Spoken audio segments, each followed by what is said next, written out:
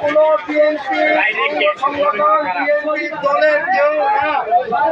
আপনারা সচেতন হন। বিএনপি বাংলাদেশ জাতীয়তাবাদী দল, বিএনপি এই ওয়ার্ডের প্রতিনিধি হিসাবে আমি আপনাদের কাছে আসছি। আপনারা আমাদেরকে সহযোগিতা করেন। যদি কেউ সেই যেই হোক যদি চাঁদাবাজ, সন্ত্রাস, লুটতরাজ, ভাঙচুর করে, তাহলে আমি আপনাদেরকে অনুরোধ করতেছি, মেহরবানি করে আমাদের কাছে খবর পৌঁছান। আমরা একেবারে যখন 24 ঘন্টা বলতেছি, 24 ঘন্টার ভিতরে ইনশাল্লাহ আমরা আপনাদেরকে সাহায্য করব। আমরা আপনাদের পাশে আছি।